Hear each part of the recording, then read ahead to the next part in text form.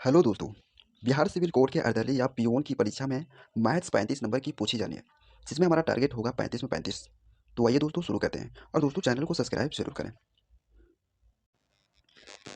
यदि वस्तुएं 450 में खरीदी जाती है और एक तिहाई 10% की हानि पर बेची जाती है, तो शेष को कितने प्रतिशत के लाभ पर बेचा जाना चाहिए ताकि पूरे लेन देन में 20% का लाभ हो। दोस्तों इसको क्रॉस प्रोडक्ट मेथड से आसानी से सोल्व कर सकते हैं। जैसे यहाँ बोला गया है एक तिहाई भाग को 10% की हानि पर बेची जाती है। 10% की हानि, इसलिए पहले हम लोग माइनस लगा रहे हैं। 10% की हानि पर बेची जाती है एक तिहाई को। मान लिया कि टोटल 3 भाग होंगे, 3 भाग अगर होंगे, 3 भाग, तो एक भाग को बेचा जाता है कितना में, 10% की हानि पर। तो बोला जा रहा है कि शेष भाग को कितने प्रतिशत के लाभ पर बेचा जाए। तो मान लेते हैं कि x% का लाभ पर बेचा जाए। शेष भाग है कितना, एक भाग इधर, तो 3 में से एक खत्म, यानी कि 2 भाग बचा। 2 भाग को x% के लाभ पर अगर बेचा जाए तो पूरे लेन देन में 20% का लाभ होगा। तो 20 लेते हैं 20 में। अब क्रॉस प्रोडक्ट मेथड लगा देते हैं। क्योंकि हम लोग जानते हैं क्रॉस प्रोडक्ट मेथड में बीच वाली संख्या से ऊपर वाली संख्या एक छोटी होती है, एक बड़ी होती है। तो ऐसे सिंपली यहाँ दिखाई में लग रहा है कि -10 जो है 20 से छोटी है, इसका मतलब x 20 से बड़ी होगी। ठीक है, देखिए, तो 20 में से 10 को माइनस करेंगे तो ये पहले से माइनस है, यानी कि माइनस माइनस प्लस हो जाएगा, तो 20 और 10 जुड़ जाएगा, यानी कि 30 हो जाएगा। ठीक है, इस प्रकार से x में से 20 को घटाएंगे इधर, तो यहाँ लिखेंगे x माइनस 20। ठीक है, अब यहाँ लिख सकते हैं x माइनस 20 बटा 30। अब देखिए, x माइनस 20 जो वैल्यू है वह कितना का है, 2 भाग का है। ठीक है, तो नहीं नहीं, एक भाग का है, एक भाग का है। x माइनस 20 जो है एक भाग का है, तो एक ऊपर लिखेंगे। अब 30 जो है ये 2 भाग का मान है कि नहीं, तो नीचे सिर्फ 2 लिखेंगे। अब यहाँ से x का मान निकाल लेते हैं, वही आंसर होगा। जैसे चलिए काट लेते पहले, ये कट जाएगा 15 से। ठीक है, और x माइनस 20 बराबर लिख सकते हैं यहाँ 15, यानी कि x बराबर यहाँ से हो जाएगा 20 और 15 35%। ठीक है, जो कि ऑप्शन बी में है, इसलिए ये सही होगा। नेक्स्ट क्वेश्चन, यदि एक परीक्षा के लिए चयनित छात्र 10 छात्रों में से 3 20 वर्ष की आयु के थे, 4 21 वर्ष और 3 जो है 22 वर्ष के थे, तो समूह का औसत आयु बताइए। तो इसके लिए इस औसत के लिए फॉर्मूला हो जाएगा औसत बराबर वर्ष कुल वर्ष टोटल एयर हो जाएगा बटा कुल स्टूडेंट की संख्या। ठीक है, तो कुल एयर निकालने के लिए क्वेश्चन में यहाँ दिया हुआ है कि 3 स्टूडेंट जो है वह 20 वर्ष की आयु के है, तो एक स्टूडेंट 20 वर्ष की होगी, तो 3 कितना हो जाएगा, 60 वर्ष के। ठीक है, सेम इसी प्रकार से आगे दिया हुआ 4 जो है 21 वर्ष, तो यहाँ हो जाएगा 21 चौ कितना हो जाएगा, 84। और आगे दिया है 3 स्टूडेंट जो है 22 वर्ष की, तो इसको मल्टीप्लाई करिएगा तो आ जाएगा यहाँ पे 66 बटा कुल स्टूडेंट की संख्या। तो कुल स्टूडेंट 10 है, तो पीछे 10 लेंगे। अब सभी को ऊपर जोड़ लेते हैं, तो 6 4 10 हो जाएगा, और 8 6 14 14 और 6 20 और 21 बटा 10, यानी 0 से 0 कट जाएगा 21 आपका औसत आयु हो जाएगा, यानी कि ऑप्शन बी में है, तो भी सही होगा।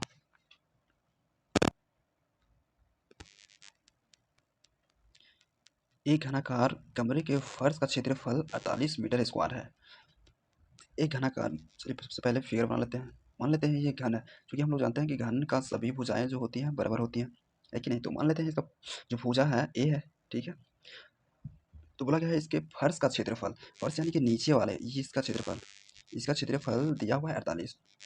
ठीक है, और आगे बोला है कि उस कमरे में रखी जा सकने वाली सबसे लंबी छड़ की लंबाई, सबसे लंबी छड़ कहाँ रखी जा सकती है, इसके विकर्ण में रखी जा सकती है, यानी कि ये कोना से लेकर यहाँ तक सबसे लंबी छड़ रखी जा सकती है, जो कि ये आपका घन का विकर्ण होता है। ठीक है, अब देखिए, यहाँ फर्श का क्षेत्रफल दिया हुआ 48 मीटर स्क्वायर।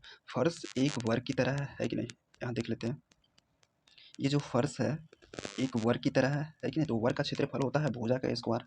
ठीक है, तो ए का स्क्वायर हो जाएगा, इसका मान दिया हुआ है 48, तो यहाँ से ए का मान हो जाएगा 4 चौके 16 तिया 48, यानी कि 4√3। ठीक है, अब देखिए, सबसे लंबी छड़ की लंबाई यानी कि घन का विकर्ण पूछा जा रहा है, तो हम लोग जानते हैं कि घन का विकर्ण बराबर फॉर्मूला होता है, इधर लिखते हैं, विकर्ण बराबर फॉर्मूला होता है √3 इंटू ए, जहाँ ए इसकी भुजा है। ठीक है, तो यहाँ √3 हो जाएगा, और ए की जगह पर ये रख लेते हैं, यानी कि 4√3, यानी कि 2 4 तिया 12 हो जाएगा।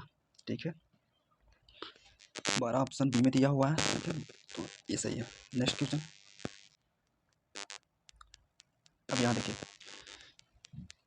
दोस्तों, यहाँ 18 नहीं है, सिर्फ 8 है, यानी कि यहाँ पे 1 नहीं है। ठीक है, अब देखिए 3 से 8 हो रहा है, यहाँ पे हो क्या रहा है, यहाँ पे 2 से गुना हो रहा है प्लस 2 हो रहा है। ठीक है, यहाँ पे वैसे ही यहाँ हो रहा है 3 से गुना प्लस 3, यानी कि 8 तिया 24 हो जाएगा, 24 और 3 27। सेम इसी प्रकार से यहाँ हो रहा है गुना 4, सॉरी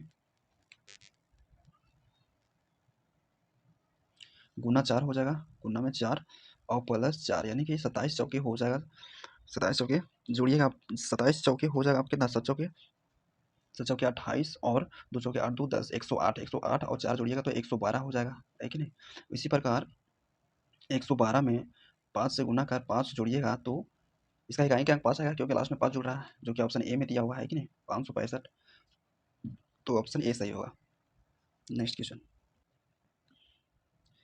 यदि किसी त्रिभुज का परिकेंद्र उसकी किसी एक भुजा पर स्थित है तो त्रिभुज है, कैसा त्रिभुज है दोस्तों। संभावित त्रिभुज जो होते हैं इसके परिकेंद्र, यानी कि बाहर अगर एक त्रिभुज बना दिया जाए, नहीं वह वृत्त बना दिया जाए, तो इसका जो विकर्ण होता है इसके मिडिल में, इसके मिडिल ही परिकेंद्र होता है।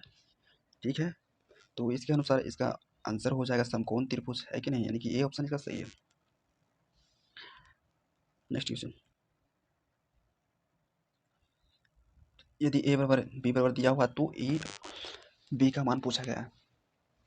अब ए को लिख सकते हैं हम लोग यहाँ पे 4000 प्लस 11 ए बराबर। ठीक है, इसी तरह से बी बराबर लिख सकते हैं 4000 माइनस 11, 4000 में 11 माइनस करेंगे तो 3989 आएगा। ठीक है, अब यहाँ पे एक चीज़ देखने लग रहा होगा कि यहाँ एक में 4000 में 11 जुड़ रहा है, एक में 4000 में 11 माइनस हो रहा है, तो इसको लिख सकते हैं इस फॉर्मूला पे। एक फॉर्मूला होता है ए स्क्वायर माइनस बी स्क्वायर बराबर ए प्लस बी इंटू ए माइनस बी। ठीक है, सिंपली इस पर रख लेते हैं, तो यहाँ करेंगे ए का स्क्वायर हो जाएगा, यानी कि 4000 के स्क्वायर का जगह कितना हो जाएगा, 4 चौके 16। ठीक है, और 3 3 6 0, 1 2 3 4 5 6 0, माइनस में 11 के स्क्वायर करिएगा तो 121 हो जाएगा। अब इसको माइनस करते हैं तो 10 में से एक जगह तो 9 बचेगा, और यहाँ 9, 9 में से 2 जगह तो 7 बचेगा। सेम इसी प्रकार से 9 में से एक जगह तो 8 बचेगा। ठीक है, तीनों खत्म, यहाँ 9 बचेगा, यहाँ 9, यहाँ 9, यानी कि 3 9 इधर आ जाएगा। ठीक है, और यहाँ 5 1, ये वाला ऑप्शन है 15 कितना है 999, यानी कि ये ऑप्शन में इसका दिया हुआ। ठीक है, तो ये ऑप्शन इसका सही है। Next question. एक निश्चित राशि पर प्रति वर्ष वार्षिक चक्रवृद्धि ब्याज के आधार पर 2 वर्ष के लिए प्राप्त चक्रवृद्धि ब्याज की राशि 2050 है। कंपाउंड इंटरेस्ट की बात करें तो 2 वर्ष में हो जाता है कितना, 2050।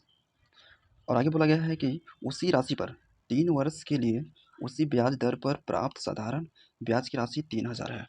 अगर सिंपल इंटरेस्ट की बात करें तो यह 3 वर्ष में हो जाता है कितना, 3000। ठीक है, अब यह 3 वर्ष में 3000 होता है, इसका मतलब एक वर्ष में साधारण ब्याज 1000 होता होगा, है कि नहीं। तो 2 वर्ष में कितना होता होगा, 2 वर्ष में 2000 हो जाएगा, है कि नहीं।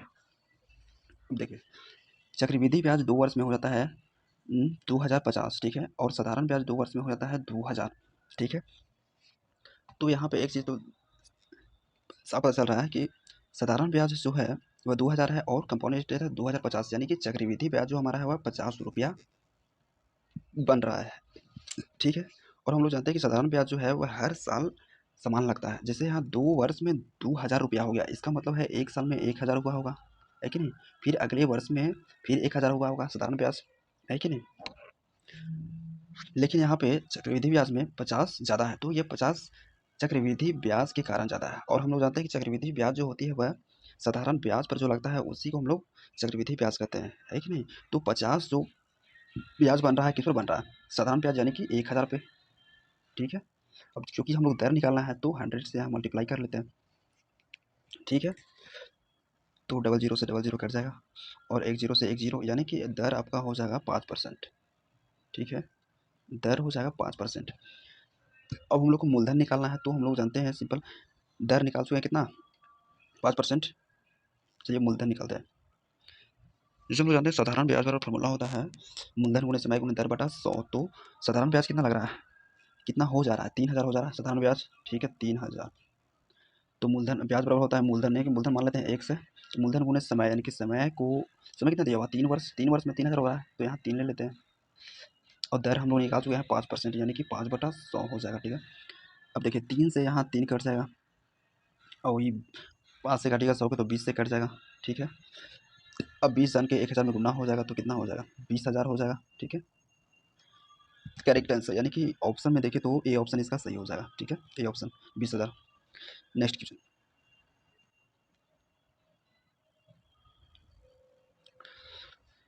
यहाँ पे मान निकालना है।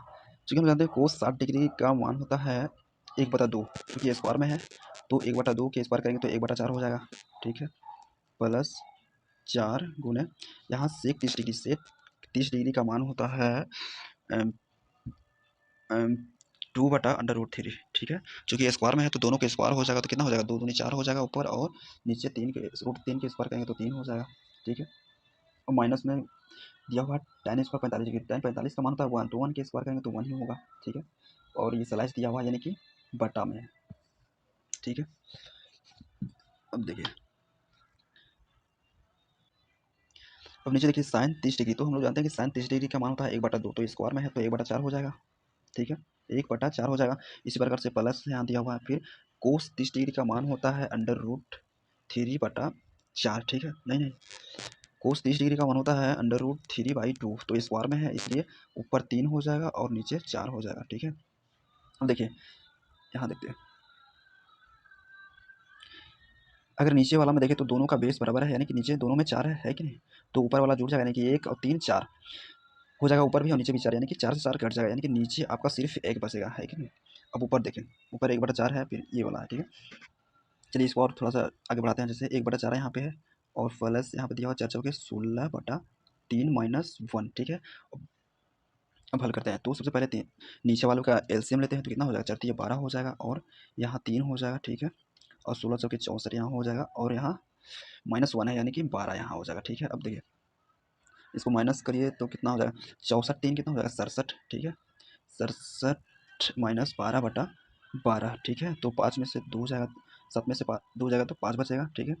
और यहाँ पे 6 में से 1 जाएगा, नहीं 5/12, ठीक है। ये ऑप्शन में 55/12 आपका बी ऑप्शन में है, यानी कि ये वाला सही है, ठीक है। नेक्स्ट क्वेश्चन,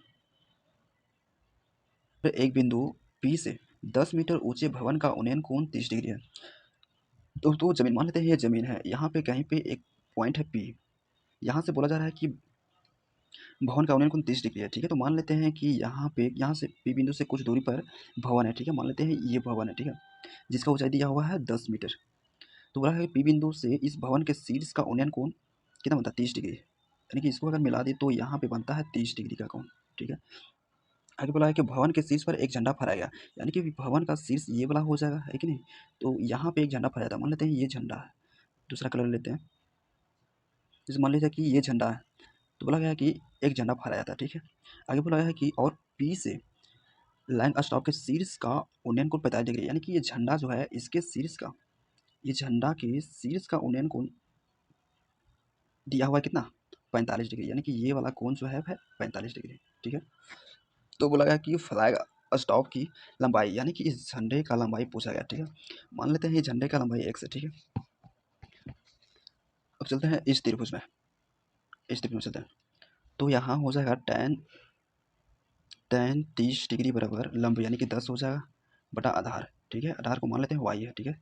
y तो हम लोग जानते हैं कि tan 30 डिग्री का मान होता है 1/√3 बराबर 10 बटा y हो जाएगा, यानी कि यहाँ से y का मान आ जाएगा 10√3, ठीक है, 10√3, यानी कि ये वाला मान आ गया 10√3। अब चलते हैं इस त्रिभुज में, यानी कि ये पूरा हम चलते हैं, सॉरी इसमें चलते हैं, तो इसमें अगर चलिएगा तो ये पूरा लेना पड़ेगा 45 डिग्री है, ठीक है। यानी कि tan 45 डिग्री का मान हम लोग जानते हैं कि 1 होता है, ठीक है, बचा ये पूरा हो जाएगा लंब, ठीक है। चूँकि हम लोग जानते हैं कि भवन का लंबाई 10 मीटर दिया हुआ है, और झंडा का लंबाई x मान चुके हैं, तो x हो जाएगा बटा आधार, यानी कि आधार का हम लोग निकाल चुके हैं 10√3 है, ठीक है। तो यहाँ 10√3 हो जाएगा। अब ये 10√3 एक में मल्टीप्लाई हो जाएगा, तो हम लोग लिख सकते हैं x बराबर, इस बार लिख सकते हैं 10√3 - 10, ठीक है। तो यहाँ से अगर 10 कॉमन लीजिएगा तो √3 और -1 हो जाएगा, जो कि ऑप्शन किस में दिया हुआ? नहीं, किसी में नहीं दिया हुआ। इसका मतलब है देखिए यहाँ 10 हो जाएगा, ठीक है। और हम लोग जानते हैं कि √3 का मान होता है 1.732 और ये माइनस हो जाएगा 1। तो 1 अगर माइनस कर दीजिएगा तो कितना बचेगा? पॉइंट में सिर्फ 732 बचेगा, है कि नहीं? और 10 अगर मल्टीप्लाई करिएगा तो यानी कि 7 यहाँ पे आ जाएगा, पॉइंट लग जाएगा 7 के बाद है, यानी कि 7.32 इसका सही आंसर होगा, जो कि डी ऑप्शन में दिया हुआ है, ठीक है, यहाँ दिया हुआ है। नेक्स्ट क्वेश्चन, 45 किलोमीटर प्रति घंटे की चाल समान है। दोस्तों किलोमीटर प्रति घंटे को मीटर प्रति सेकंड में बदला गया है कि नहीं? तो हम लोग जानते हैं कि जैसे यहाँ दिया हुआ 45 किलोमीटर प्रति घंटा, तो उसको मीटर प्रति सेकंड में बदलने के लिए हम लोग 5/18 से गुना कर देते हैं, ठीक है।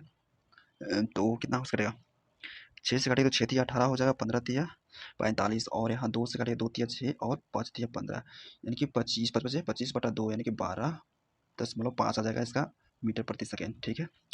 और दोस्तों अगर मान लिया जाए मीटर प्रति सेकेंड में दिया होता, ठीक है, अगर मान लीजिए कोई भी वैल्यू मान लीजिए एक्स मीटर प्रति सेकेंड में दिया होता, तो इसको किलोमीटर प्रति सेकंड में बदलने के लिए इसका उल्टा यानी कि 18 सॉरी यानी कि 18/5 से गुना कर देते हैं, ठीक है।